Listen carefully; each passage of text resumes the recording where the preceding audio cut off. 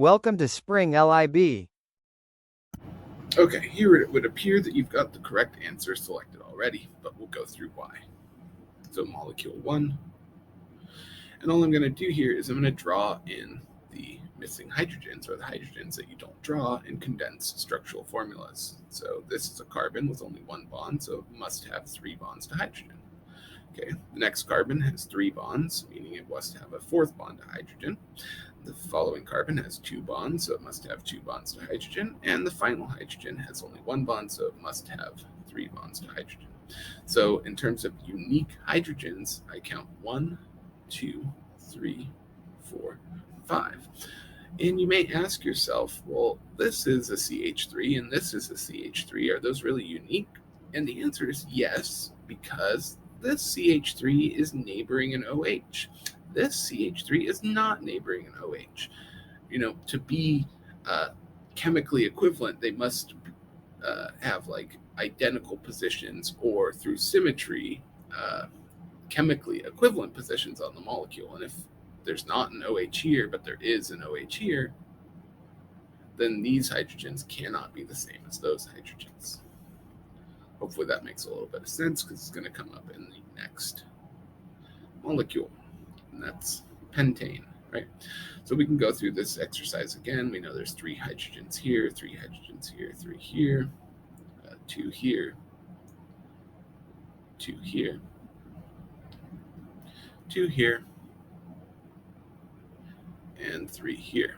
And you may think, okay, great, we've got 5 types of protons. Well, that's not true. And the reason why is that we've got symmetry this time, right? So take a look at these hydrogens here. They're neighboring a CH2 that neighbors a CH2 that neighbors a CH2 that neighbors a CH3. That's how you would describe them in reference to the entire molecule. Well, this CH3 group is also neighboring a CH2 that neighbors a CH2 that neighbors a CH2 that neighbors a CH3.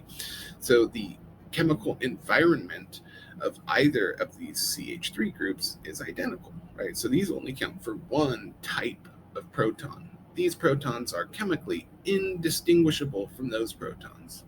And as you might imagine, so are these and these. These are chemically equivalent to each other because they're hydrogens on a carbon that neighbors a CH3, that also neighbors a CH2, that neighbors a CH2, that neighbors a CH3, and vice versa.